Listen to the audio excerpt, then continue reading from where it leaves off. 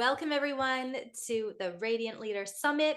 I am so excited to invite my new friend who I met at the World Happiness Summit, the University for Peace University for Peace, just outside of San Jose, Costa Rica. We both attended this year.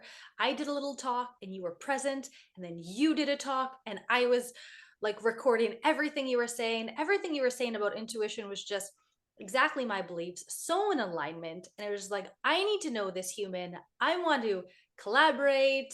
I don't know what the future has in store for us, but I love Costa Rica. I love people who are from Costa Rica. And you're such an impressive entrepreneur. And it's very rare that I feel inspired by entrepreneurs. I don't know why, but I feel like you really inspire me. You're living like an authentic, where we talk about spirituality, intuition, consciousness, fun things, but yet you're very, very impressive businesswoman, developing a consulting company and you have a big team. And it's like, wow, you have that balance of, spirituality and business, which are my two favorite topics. And so I'm so excited to have you speak today. Please share a little bit about you, share about the topic you want to talk about to the listeners. Thank you, JD, for such a warm welcoming and a heartfelt invitation. I'm so honored to be here and share with your audience this amazing summit. So I'm very, very, very happy. Cindy Fonseca is my name, from Costa Rica. I was born here in Costa Rica, but I grew up in the United States. But then decided to move back to Costa Rica because the weather is much nicer here than where I lived. And I've learned quickly that I need the sun and I need, to feel the warmth, and I need to wear short sleeves all the time. And so the sun is a happy ingredient in my happiness mix, right? I'm hoping, and luckily we get a lot of that here. As I am a psychologist and I work as an executive coach, and I have a firm, a small company that is called Satori Consulting in Costa Rica. And basically, we are in the awareness business, right? We want to create awareness for all those people that we touched, lives we touched. And most of those people that we touch, their lives are in the corporate world. And so we basically want to generate and create more conscious leaders, and we want to provide them with useful tools that they can apply in order to lead their teams, in a better way. And for them to learn what are some of their blind spots and what are some of the things that tick them off, and what are some of the patterns that they tend to duplicate without them even knowing. And by them regaining or acquiring this awareness, it's a game changer for them because it enables them to change the way they behave, and it has a direct impact in their behavior, and the way they portray themselves, and the way they sell themselves, and the way they act with one another, even in the midst of conflict, and even in the midst of disalignment. So that's a little bit of what we do. We're very passionate. I have a fantastic team.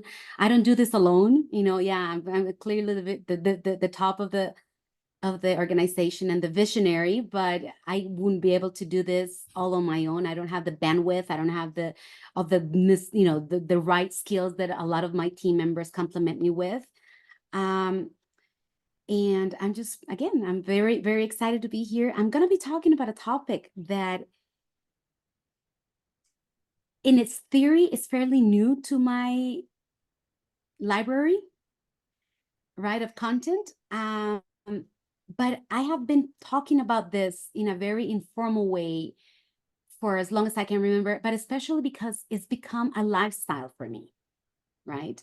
And the topic that I want to address today is on the difference, or the small difference between perception and perspective, right? And so, JD, when you think about perception and perspective, what comes to mind? Why do you think this isn't even a relevant topic? Why did you even agree to say yes to this crazy lady coming up with this topic? Oh no. Well, trusting anything you have to say has value. So I don't know. I have so many questions myself. I would love to know how you define it. For me, I love learning through stories. So with all of how you're like, oh, helping realign, these entrepreneurs and these, maybe CEOs, whoever you work with, Mm. I, throughout this talk, would love to hear examples, like as many examples as you have, to better understand that. But yeah, I'm out of curiosity, out of like, wow, this is a top. There's so much knowledge that you have in so many topics. It's like intrigue.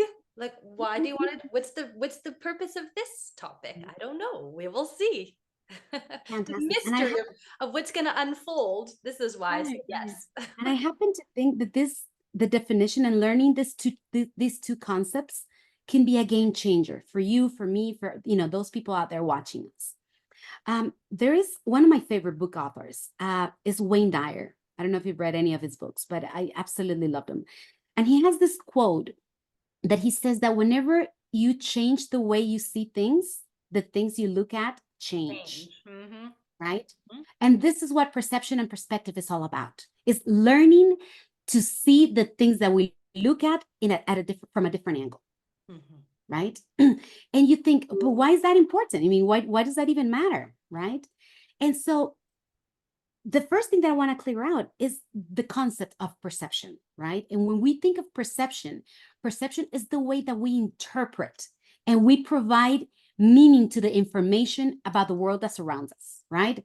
I know that this cup, right, is there so that I can put water or liquid in it and I hold it, but I could also use it as, to plant a flower, or I could, whatever definition I give it to, that is the perception that I have of whatever it is that I see around me, right?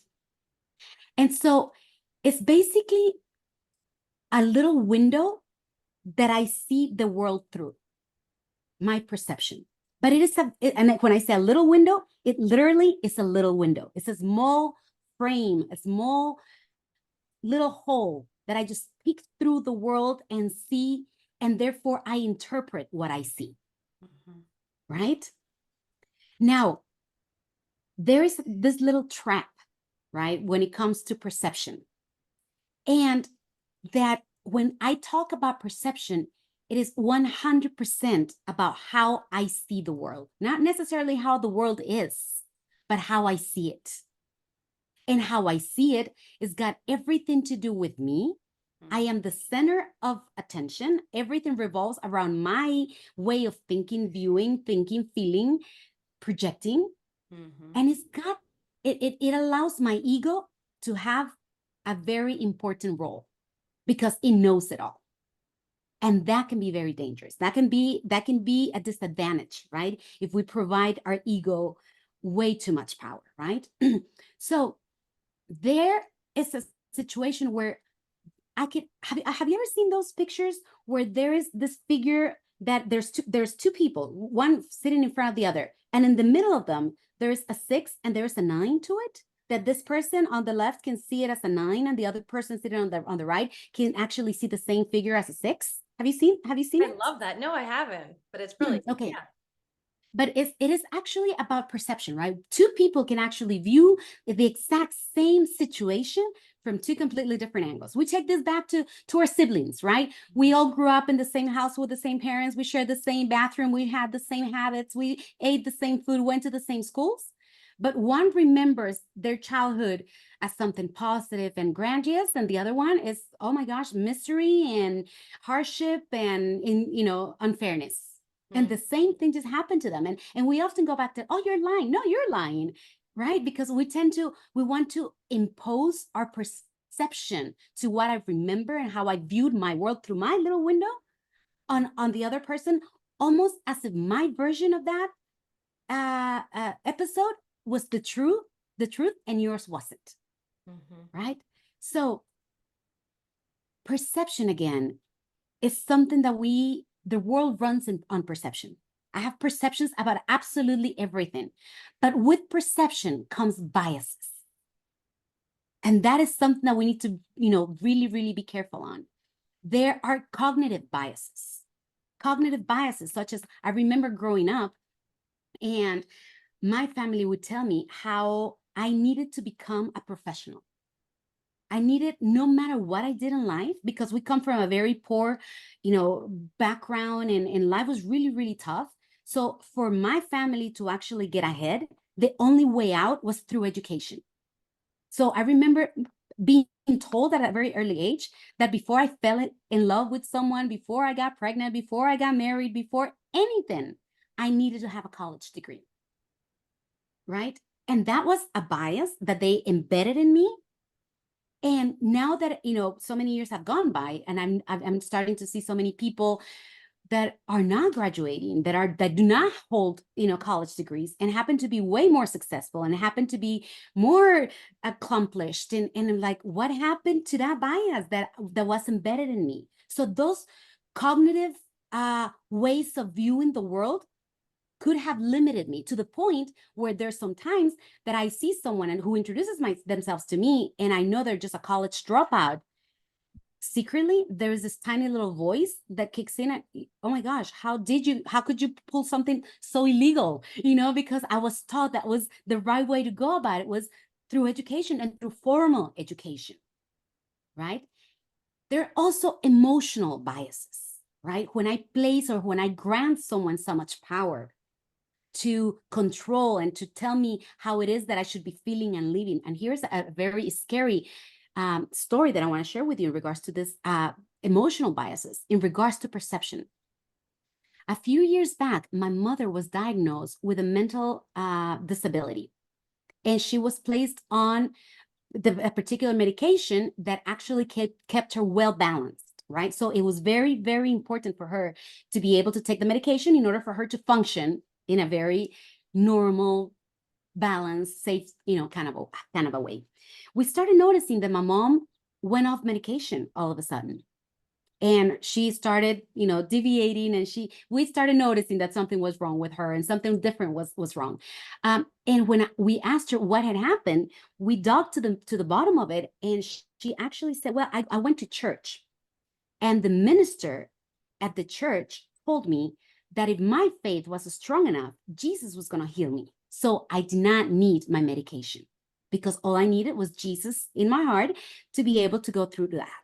That again is a bias, and it touches on the emotional aspect of things, right? I give power to this knowledgeable person who knows more than I do, and he tells me what to do, and I forget what the doctor had told me, and I forgot what my kids and and my family had told me was the best way to go about it. So those are some of the biases that perception may bring to me.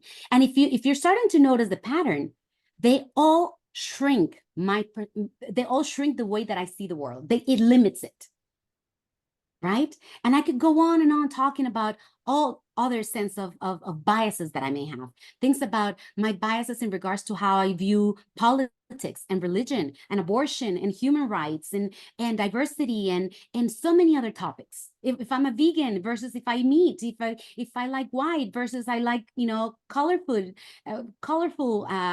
palettes and the kind of music that I listen to, if I'm into heavy metal versus if I'm into classical music. Those things shape the world around us, right? And we take them to heart, that we often give it its power to say, my personality is this. I am it, or I'm this much, based on my perception of the world. Is that making sense to you, Katie? Mm-hmm. JD, sorry. Mm-hmm.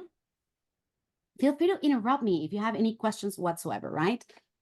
So these perceptions are going to build my world, and it's gonna build my belief systems, the way that I see things through this tiny little lens, right? And the funny thing is that 99% of the population runs on perception. My view of the world versus your view of the world. Mm-hmm. And this is why there's so many wars. This is why there's so many conflict. This is why there's so many divorces. This is why, people get fired and there's hurls at work, because it's my view against yours, and who's right. And this is perception, a very limited view of my world. And that very limited view of my world, sorry, what were you going to say, JD? Well, just thinking about the two strangers looking at the number, the 6 and the 9, they're both right. So they're fighting, we as humanity, we're fighting against, they're both true. Exactly. Yeah. But for some reason, we've been taught that only one person can win. Yeah. There can only be one truth. Yeah. And if I lose, if I win, you automatically means you lose. Yeah. And vice versa. And not any here wants to be a loser. Nobody wants to be a loser, right? We all want to win and we all want to impose. That's why I say the ego plays a huge part when it comes to perception, because I want to be right.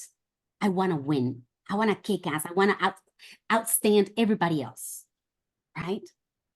But the funny thing that is that through this little lens, my perception is limited precisely because it boils down to my five senses. It's the way I see things, is the way I hear things, is the way I smell things, is the way I taste things, is the way I touch them. That is limiting, right? And if I continue diving into the perception world, it could also become predictable as well. If you hang out with someone long enough, you know exactly how they're going to react to A, B, or Z, right? You know exactly how they're going to say yes to this and they're going to say no to that, simply because you know them well, right? You know by sensing if they're having a good day, if it's today, with your boss, if you see him smiling, you know it's a good day for, to go and ask for a raise. Versus if you know he's frowning and his door is shut, you better stay away from his side because you know you could get in trouble by if he just automatically catches your eye. So we tend to be predictable, and that in itself enhances the power that we provide to our perception, because it's like this echo chamber that is telling me, Cindy, whatever you're seeing and perceiving, you're so on point. The world may be wrong, but you are so on point because look at it, it is so clear to you the way you're seeing things, right?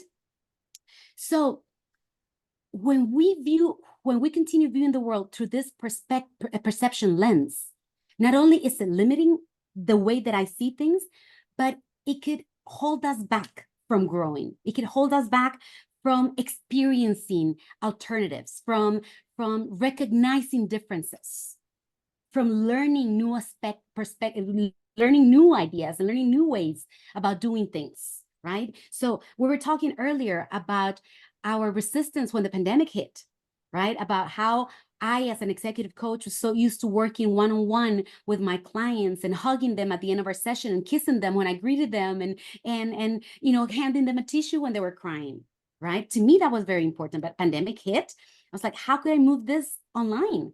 This is so impersonal. They're gonna hate me. My business is gonna disappear.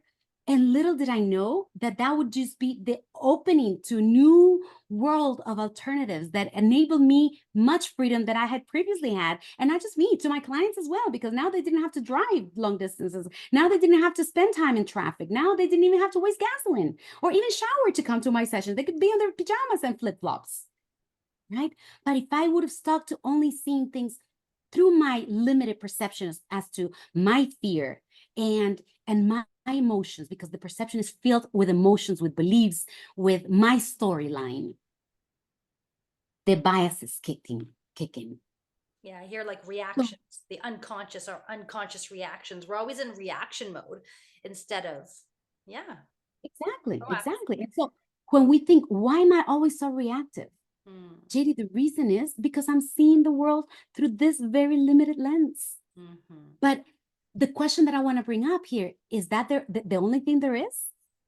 And the happy answer to that is no, there isn't. There is this whole new world that when we open to perception, to perspective, then new opportunities and new ways can actually kick in, right? And that is the beauty. And this is why I think, guys, perception versus perspective can be a game changer in life. I can't wait to learn more. Sorry? I can't wait to learn more. So let's talk about perspective. Yeah. Let's talk about what perspective is. What did you learn? Let's just review really quickly. What were your takeaways on perception? Well, we lived through a small filter, small tunnel vision, a lot of, biases that we come across, and we all feel like we're the center of our universe. I always say this, we all live in our own reality. We all live in our own like little snow globe, living our own reality, and all of our realities are right. Your reality is right. My reality, like you're like, oh, clients come to show up with flip-flops. Well, I'm in Canada, so none of my clients can actually physically just show up in flip-flops. So it's like, I just love just the differences. But yeah, just how it's very limiting. We react, we're very predictable. Um, Mm, and there's a way out, which is perspective, which I'm really excited to learn more about. exactly. So perspective is taking the lens out of that little window. It's knocking out the wall and climbing up to the mountain where we could actually have a 360 view. Ooh, it's a nice analogy. Mm-hmm. It's a stepping outside of our comfort zone. Perspective is a stepping outside of my warm little cozy place that only has a limiting view, and being out there in the wilderness where anything can happen, where anything is possible. It's opening ourselves up to a completely broad opportunity of learning, of grasping, of seeing, of experiencing new things that go beyond my senses, go beyond my understanding. It is where the magic happens. It is where the new learnings kick in. It is where I change my mind. It is where I learn to love things that I never knew I could possibly love. It is where I dislike things that I didn't know I could dislike. It is where it gives me a whole position to understand that my view is not the only one, because I can see somebody else from a distance looking at me and realizing, oh my gosh, they have the same view, only what backwards, right? So whenever I include or I step out into the perspective world, my belief systems all of a sudden they change. They have to, I no longer hold them so close to my heart, because I am being forced to experience and see new alternatives, new ways of doing things. It questions my belief system. It challenges my ego. It tells my ego, oh, honey, you're just this little drop in the ocean, right? Perception is the drop. Perspective is the ocean. It's a whole bigger field, whole way bigger field. So the funny thing is that, remember I was telling you guys that 99% of us often runs on perceptions? We tend to share with people when we're in a conversation and we're like, well, in my perspective, this is what I think. Mm. And we're misusing the language, Mm-hmm. because it is also important for us to know that perception, it's about me. Perspective, it's about the world. It's a global. It doesn't belong to anyone. It belongs to everyone. Whereas perception, it is just my view. It is just my senses. It is just my experience. It is just my feelings. It is just my biases, right? So this is just a semantic trick that we need to learn here. It's not based on my perception. It's based on it is not based on my perspective. It is based on my perception, right? And we often say, no, my perspective is such and such. No, it is not your perspective, because when we talk about perspective, we're talking about a global concept. Okay. And so basically it just, the reason why I happen to think is so fundamental to bring perspective into the topic is, I could be having a conversation or an argument with my boss, with my husband, with my friend, with my mother on something. And the 99% of the argument is going to be based on perception.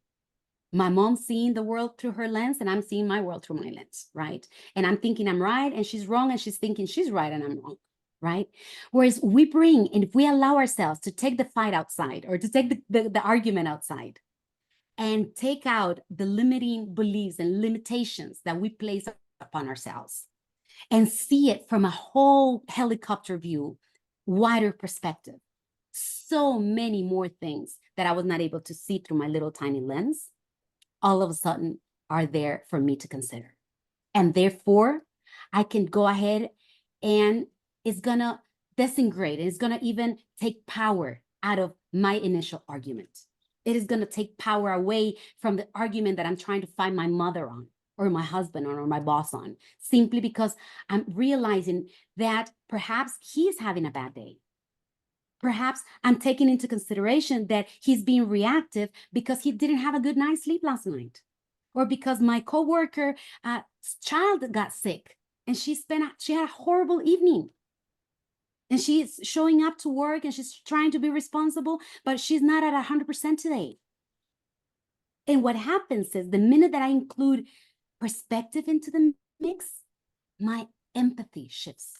My connection to seeing the humanity in the other person enlarges, and it takes over. Therefore, it reduces significantly the silly little aspect of the original argument. And I'm not saying that arguments are silly.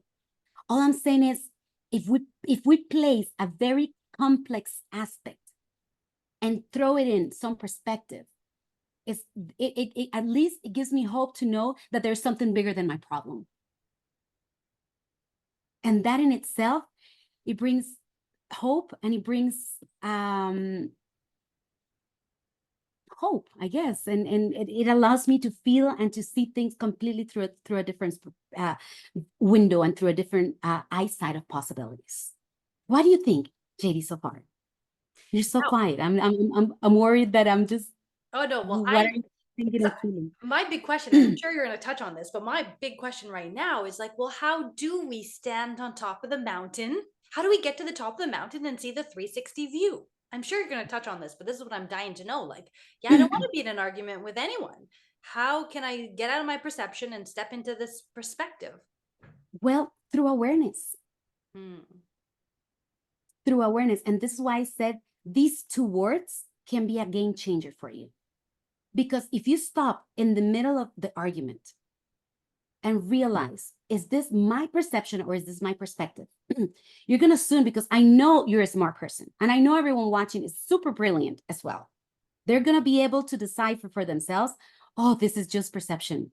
And it fits my ego so well. And I don't really want to get away. I don't want to give it up because it's cozy and I know it.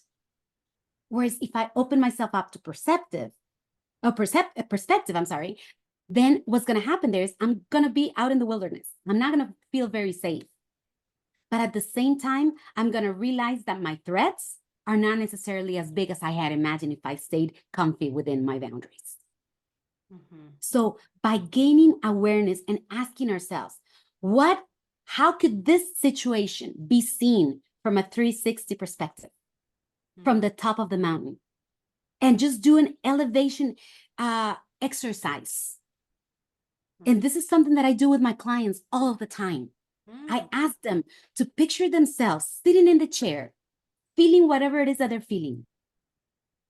What does it make you feel? Where do you feel the anger? How does it feel? Is it hot, burning, or is it just poking at you? And what I want you to do is I want you just to close your eyes and picture yourself almost as if of your soul or your body is actually withdrawing from yourself. You can still see yourself sitting down, but you're going up and you're going up and you're going up.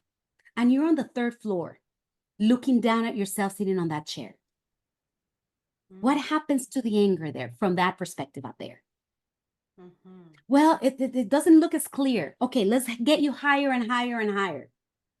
When they are at a helicopter view, their problem, their anger, they can barely see it because it's so tiny. What else can you see? Well, before I was only able to see the walls in this office, but now I can actually see the entire city. I was not aware that there were so many beautiful trees. Gosh, the air feels so fresh up here. It's really cold up here. And, I want to get closer to the earth because it was warmer. The quietness. And so other things start to kick in that shift the energy away from that original anger that you feel. And when I get them to come back down and place themselves back into their bodies, into the here and now, they come back not being the same person because now they brought with them perspective. And therefore, their whole view has shifted dramatically. Even though everything continues to be the same. But I changed the way that I saw my problem. Therefore, my problem changed. Mhm. I love this. I love this. Yeah, it's what it's reminding me of a few things of like, in fights or with whoever, do we want to be, right, or do we want to be happy? And questioning ourselves, like, do we want to Mm. give up that ego, and yet to acknowledge? I hear also kind of the acknowledgement of my perception, and this is comfortable, I'm going to hold on, and my perception of myself. Oh, if you say something against the perception of myself, my ego will come up. So just acknowledging that, kind of like, okay, sweet ego, that's okay. And just first acknowledging it before I can step out of it. Because I think our ego is yelling all the time, maybe in business, relationships, whatever, because it just wants to be seen. If I act out, it's because I want to be seen. I want something in me to be acknowledged. So if I acknowledge it in myself, or someone sees, okay, I see you're upset, or I see, then I don't have to fight anymore. It's like I can just melt away and rise up. I also love thinking of, I read somewhere, whatever problem you're dealing with right now, will this matter 300 years from now? And 300 is such a blip in our civilization. And it sounds long for us. But really, in 300 years, like, all the people that we know will not exist. This will nothing, none of these problems, none of these, we get so hung up. And I'm sure with your clients, business, I've been working with business professionals for 13 years. And it's like, they get so caught up in these little mundane, not mundane, it's things that are happening in the world. But like, is this really going to even matter? Even 100 years from today, we're all going to be dead. Even next month. Don't even take it down that far. Is this Okay. going to really be an issue next month? Is there Right? going to be a what? No, is this even going to be an issue next month? Right? It What could is this be. going to mean to me next month? And so we were talking about earlier about AI and your resistance to AI and all of the questions and concerns that you have in regards to AI, which I happen to think it is a beautiful example to showcase what we're talking about here, right? Because that fear, that resistance is your perception Mhm, of what AI actually plays in today's threat towards the autonomy of human beings. mhm, My invitation is, what if you're able to go outside, go on top of the mountain and see it from a 360 view and add some perspective to it and learn that, yeah, you may not necessarily be so keen on the AI so much, but your business has shifted dramatically into the technology world, which is just the cousin of AI. Is the mhm. first cousin of AI. So you're not really so far away from the family. Yeah. You are generating a business. You're connecting us to have the summit worldwide Mhm, by the usage of technology. So how could someone who examples and lives through technology could be so scared and so resistant to meeting its cousin? mhm, And that is perspective. It's understanding that I may not have to like it at first. Just the same way I was not keen on seeing clients virtually. And I remember my first conversations with them is, I'm sorry, we have to be, conducting this. I don't know if this is going to be successful. I don't know if this is going to work. Here I am raining on my parade before the session had even started, simply because of my belief system, because of my limiting window of ignorance. mhm, I was ignorant. I was unaware of the possibilities.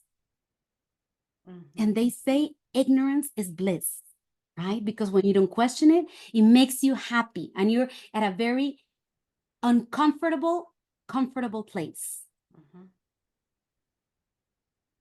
Yes. So if you dare to bring perspective into whatever happens to you in life,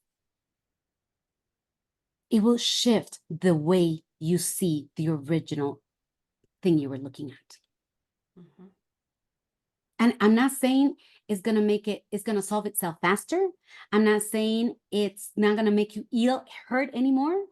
I'm not saying it's going to be easy peasy, walk in the park feeling, but it's going to give you more tools to overcome your obstacle way faster.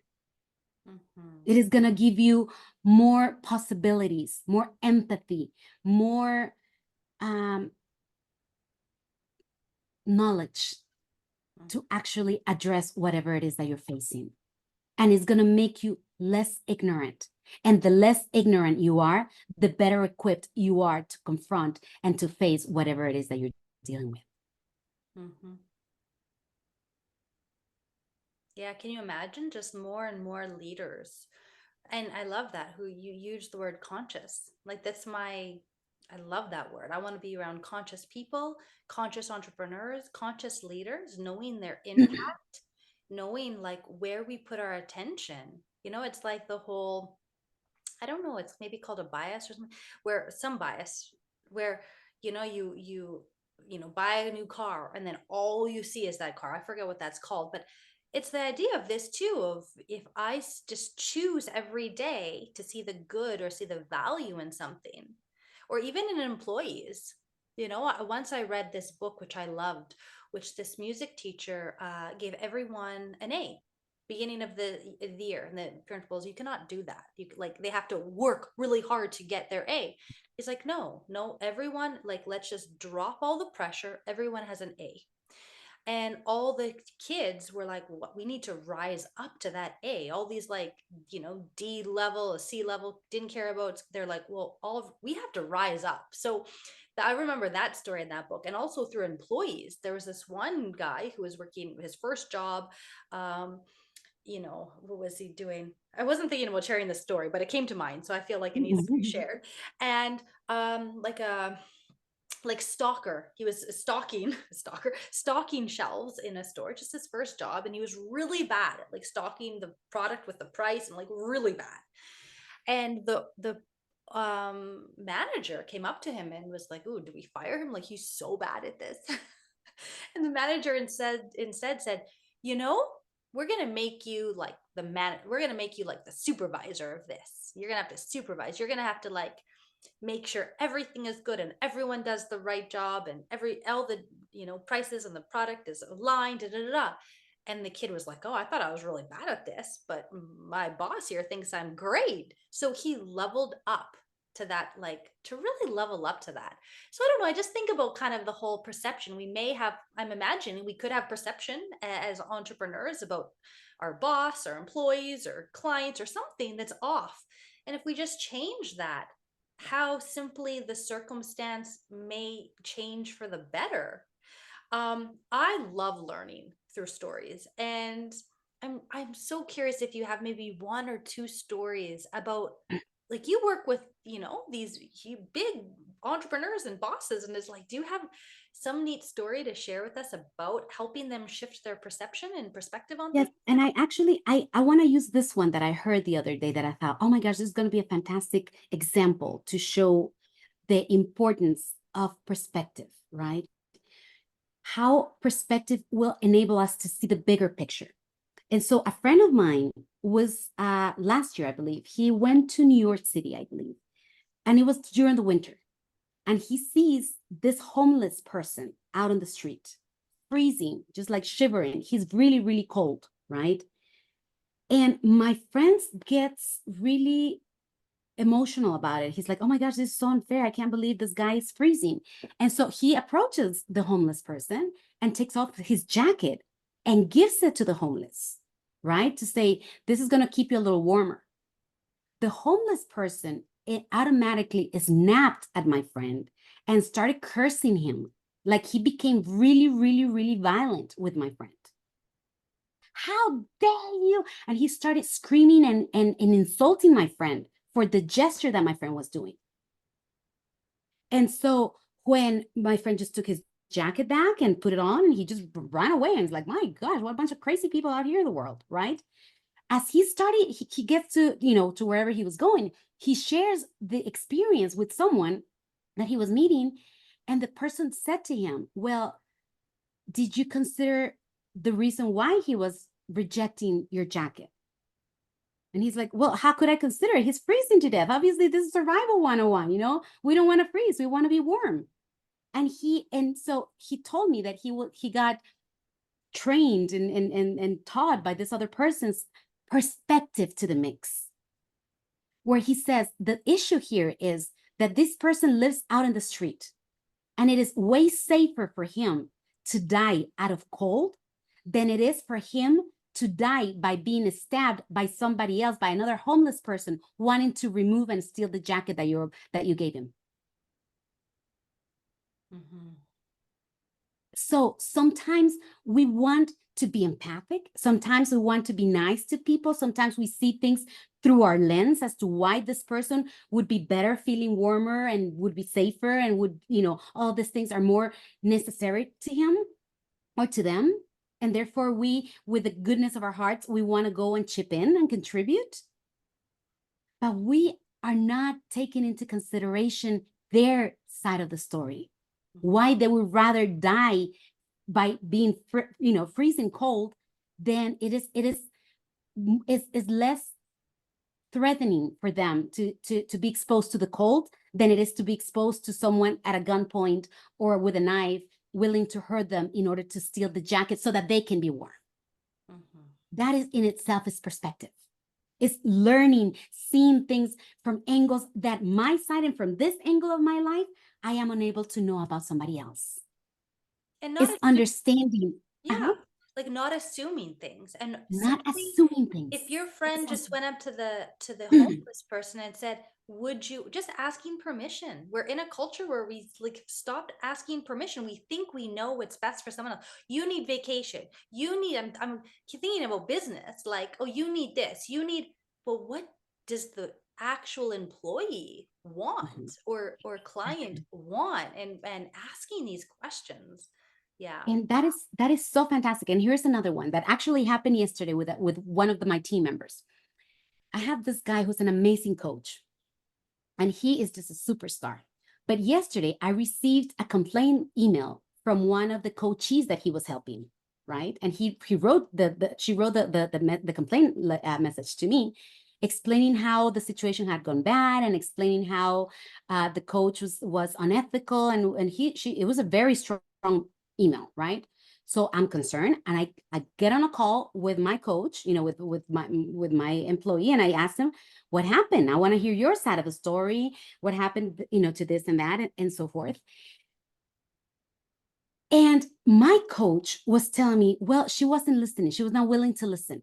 You know, I wanted to share something to her, and I wanted to express something to her. And I had, you know, what she needed is more or less what he actually said. Right. So I was trying to get my point across, but she was resistant. And so they went into this dance, right, where he knew what was better for her and she knew she wasn't being hurt. So it was just this incredibleness, right? Which I actually found that it was a beautiful, teachable moment for my coach.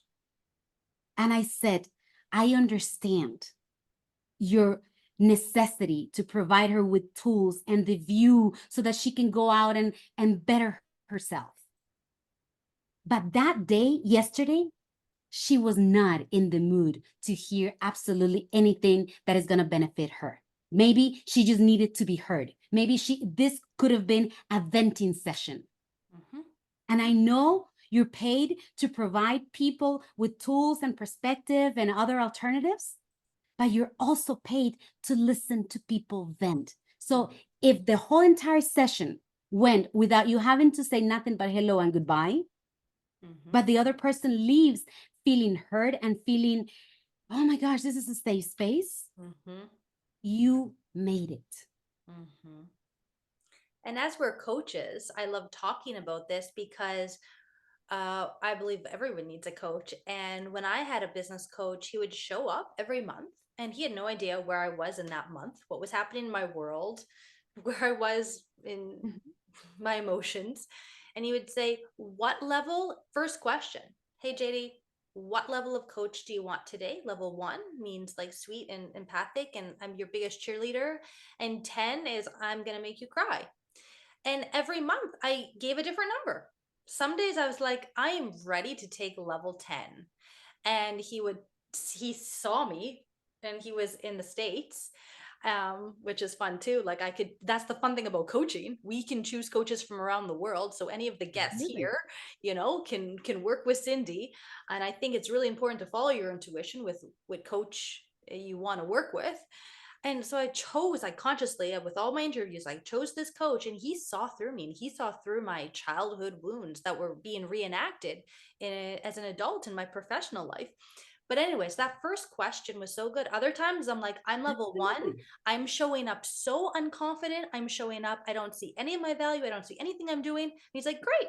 And so he'll just start with like, look at what you've done. This is, and then he'll just remind Mm. me of things I forgot, which I'm paying him for because maybe I don't have anyone else in my life to go to be my cheerleader. I do, but maybe at that moment in my day, I felt like I didn't, but I had my business coach who. So, anyways, I just think the asking permission.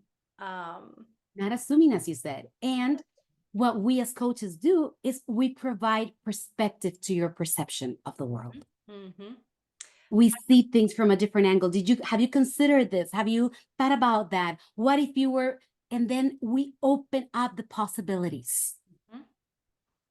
I'm so good with that with my grandma, especially because she's very anxious, and I have compassion because I've have anxiety. I've had more anxiety when I was younger, so I have a lot of compassion for that. And she will really spin, and she'll see something, and she's had there was a flood in her apartment or in her condo, and she needs to get it renovated. So for her, this is the biggest disaster in her world. In her world, this is the worst thing that could possibly ever happen ever. And I came to visit my grandma, and I walked into the place completely gutted, completely empty. And I was like, oh, it looks way better than I was expecting. Like, it's great. So, and I came back, my grandma, oh my God. And I was like, oh, it looks great. It's super clean. I'm like so amazed. Like, you can create anything from this now. And my whole spin is always shifting my grandma's perception because of my reactions. So many people come to me like, "Oh, I had a heartbreak," or "Oh, this person passed away," or this. And I'm quite known for saying some comment that's so shocking to people that it just like shocks them back into, oh, this is not how I saw it. Like someone passes away. Yeah, that's gut wrenching, I imagine. And my belief system about death is drastically different than most people's. I think it's a promotion. And I'm like, oh, I'm so happy for them. And I can be in your pain. And I think this is great. And, or like a disaster or a breakup. Like it's easy to say when you're not in it, but it's also fun to have an outsider. Like, hey, I'm deep in my heartbreak. I'm deep crying every day. I need to contact someone like a psychologist with coaching. Like, I would need to contact you and be like, how can you help me spin this into a more productive, empowering, beneficial way? Because me crying every day from heartbreak, I'm not serving the world. I'm not in a good energy to contribute. So yeah, I think coaching's essential. And Absolutely. And basically, it's just, again, perspective is deciding whether you want to see whatever it is in front of you as a setback or as a setup, mm-hmm. right? The setback could be my my perception of the things. And if I place some perspective into it, it could be a setup for something even greater happening down the road. The issue here with perception and perspective is we want instant gratification. I want it to make sense now. I want it to feel good now. I don't want to go through the learning process. I don't want to go through the uncomfortableness of not knowing. I want the quick fix right away. Mm-hmm. Yeah. Hearing you speak, it's so interesting because I do a lot of talks is about my book, a lot about intuition and business, and I do like radio shows and all of the things. I'm trying to talk as much about this as possible. I think this is really on purpose and really important right now for entrepreneurs to live more in alignment, more conscious, more, connected to our own wisdom. And that's exactly what you're saying. The word perspective, like looking at this global view, we're saying the same things. This is what I love. The word you use is perspective. The word I use is intuition. And the next person, I'm sure throughout this whole summit, I'll be asking everyone's perception of that, perception of that. I'm not going to say perspective, perception of that, because that's what I think. And that's exactly like what I shared this morning. I did a talk on Insight Timer and people just doing Q&As. And I say like, we're just in this life as humans going like a little tunnel vision. That's exactly what I say, this little lens, but you go in your intuition and it sees a much grander purpose for you, more than my limited mind can see, and it wants so much more for me. And I want to tap into that, to tap into that higher realm. You call it like being on top of the mountain, and I really love that analogy. um and yeah, tapping into this higher self and to follow me in business and guide me into the connections. We were drawn to each other for one reason. We're in two totally different countries. Are we going to Mhm. see each other and Mm, collaborate? Definitely. Are we going to, maybe this year most we're going definitely. to, most definitely we're going to, see each other in person, I'm sure this year. So it's just, yeah, I loved I really, yeah, your talk about this really helped me shift my perception about perspective and all of the things. And I think it's nice to remind our listeners to, step up a little bit from our problems and see the grander lesson in And this yes, all. and yes, we can get help. And yes, they're coaches and psychologists, but this is something that we can do ourselves. Hmm. This is an invitation. It is applicable for, do it yourself. I can open the window and I can step outside and see it from a different angle if I so decide to do so. There may be situations where it may not be so easy for me. Therefore, I do need external help. And by all means, seek it and go for it. But do not limit it to just me having to pay someone to listen to me to provide this information, because it is something that I can do for myself as well. I And I think that's the key takeaway that I would like everyone to, to embrace. Mm-hmm. Yeah, amazing, amazing takeaway. So, how can our listeners work with you, get in contact with you, yeah, know you a bit more if they're drawn to work with you in the future? Let us all know. Absolutely. Well, there's my website, which I don't know if we can maybe do some texts or some subtitles here, but it's Satori's the CR. It's S as in Sam, A as in Apple, T as in tomato, O as in Oscar, R as in rabbit, I as in India, C as in Cindy, R as in rich.com. SatoriCR.com. And that is our website. And you can find all the, you know, information, emails, phone numbers, whatever. You could also follow us, on Instagram. It's Satori CR. All of our content is in Spanish because we're basically catered for the Latin American Spanish speaking world.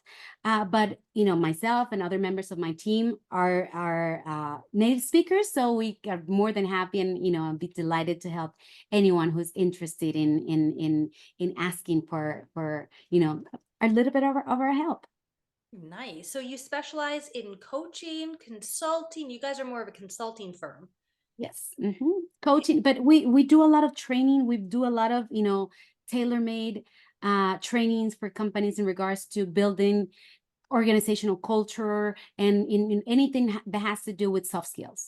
Just letting people develop the skills that are not normally taught at school, or you do not learn in books.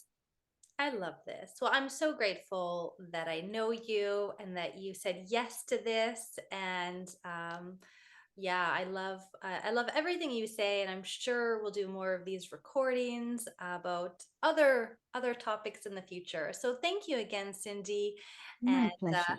everyone. I hope you reach out to Cindy if you would like to work with her in the future. Thank you, JD. You've been amazing. And I just want to share in this audience as well that I happen to find and admire you for being such a great connector. You're making this possible for everyone. And that just shows the amount of the big heart that you actually hold. So I'm very, very appreciative and grateful for you. Thank you, Cindy.